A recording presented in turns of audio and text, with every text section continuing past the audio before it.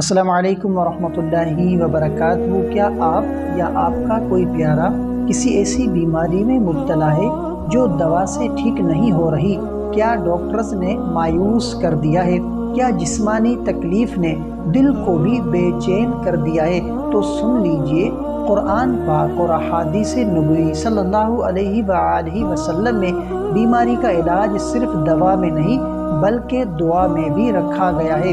آج کی اس ویڈیو میں ہم آپ کو بتانے جا رہے ہیں کہ بیماری سے نجات کا ایک ایسا مجرب وظیفہ جو اللہ کے حکم سے جسمانی اور روحانی بیماریوں کو جڑ سے ختم کر سکتا ہے۔ تو ویڈیو کو آخر تک ضرور دیکھیں اور اس روحانی نسخے کو دوسروں تک بھی لازمی پہنچائیں۔ تو اس سے پہلے اگر آپ لوگ میرے چینل پر نئے ہیں تو سبسکرائب کر لیں اور ویڈیو کو آخر تک ضرور دیکھیں۔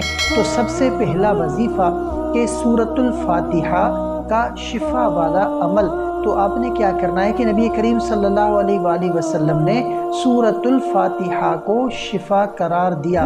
تو اس کا عمل آپ نے کس طریقے سے کرنا ہے؟ تو ہر نماز کے بعد 7 مرتبہ سورۃ الفاتحہ پڑھیں اور ہاتھوں پر دم کر کے پورے جسم پر پھیر لیں اور پانی پر دم کر کے مریض کو پلائیں، تو انشاءاللہ جو ہے وہ اللہ تعالیٰ شفا عطا فرمائے گا۔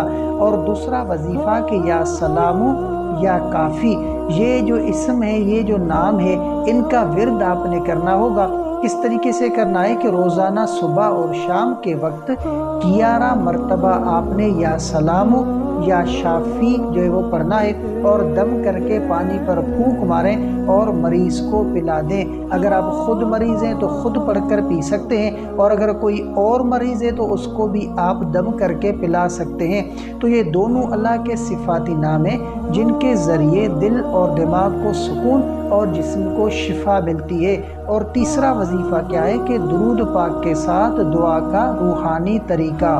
تو یہ آپ نے کس طریقے سے کرنا ہے؟ تو تیسرا جو وظیفہ ہے، آپ نے 11 مرتبہ درود ابراہیم پڑھنا ہے۔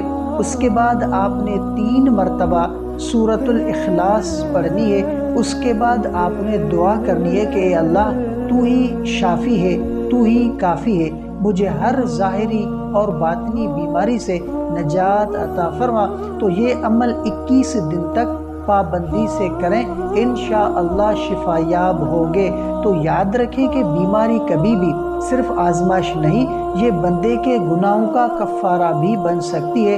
اگر ہم صبر اور یقین کے ساتھ اللہ سے رجوع کریں تو وہ رب جو یحیی و یمیت ہے، وہی جو ہے وہ شافی بھی ہے۔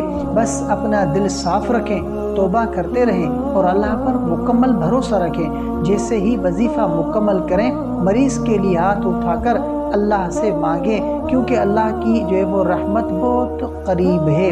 تو اگر آپ کو یہ وظیفہ مفید لگا ہو تو اس ویڈیو کو لائک کریں، شیئر کریں تاکہ کسی بیمار کی مدد ہو سکے، اور کمنٹ میں یا شافی ضرور لکھیں۔ چینل کو سبسکرائب کریں تاکہ آپ کو مزید روحانی وظائف اور خوابوں کی تعبیرات بر وقت ملتی رہے۔ اللہ آپ کو صحت کاملہ عطا فرمائے۔ تو ملتے ہیں اگلی ویڈیو میں، تب تک کے لیے اپنا بہت سارا خیال رکھیں اور ہمیں اپنی دعاؤں میں یاد رکھیں۔ السلام علیکم ورحمۃ اللہ وبرکاتہ۔